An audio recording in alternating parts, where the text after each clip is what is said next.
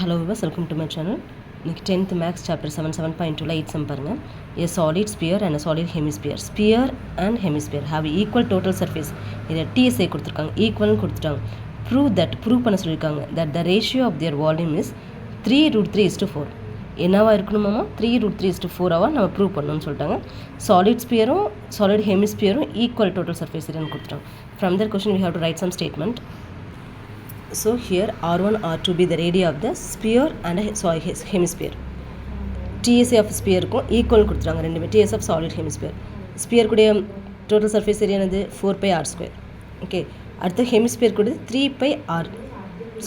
இங்கே R1 R2 radii 1 radii 2 எடுத்துக்கலாம். Okay, next by cancel பண்ணிடுங்க ரெண்டு பக்கமும். 4r1² இங்கே 4r2² இருக்கும். ஓகேவா? ஓகே, இங்கே மல்டிபிள் இருக்க டேர்ம்ஸ் இந்த சைடு கொண்டு வந்துடுங்க. ஓகேவா? இது இந்த சைடு கொண்டு வந்துடுங்க. R12 divide by R2² equal to 3/4.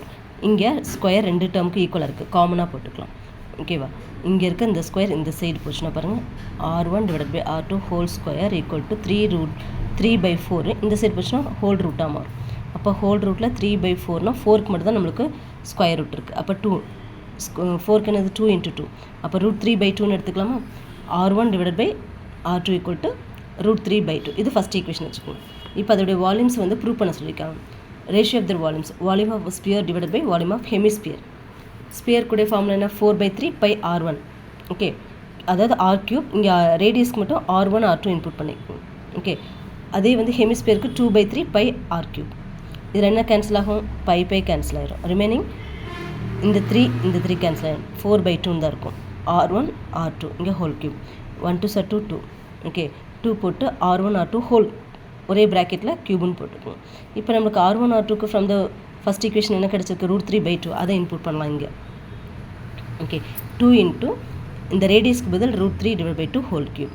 இப்போ ஒவ்வொரு டேர்மும் 3 டைம்ஸ் மல்டிபிள் பண்ணணும். ஆல்ரெடி 2 வெளியில் இருக்குது. 2 × √3 × √3 × √3 3 டைம்ஸ் டிவைட் பை 2 × 2 × 2. ஓகே, இந்த 2 அப்படியே எழுதிக்கோங்க. √3 ரூட்குள்ளே 2 நம்பர் இருந்தால் ஒரு நம்பராக நம்ம எடுக்கணும். ஓகேவா? அப்போ 3 2 6 √3 எப்படி இருக்கும்? 6 √3 டிவைடட் பை 2 2 4 4 2 8. அகெயின் 2 டேபிளில் 4 2 8 3 2 6 3 √3 டிவைடட் பை 4. அவங்க என்ன ப்ரூவ் பண்ண சொன்னாங்களோ அதே நம்மளுக்கு ஆன்சராக கிடச்சிருக்கு. Hence the ratio of their volume ரேஷியோவில் எழுதிக்கிங்க 3√3:4. Hence proved.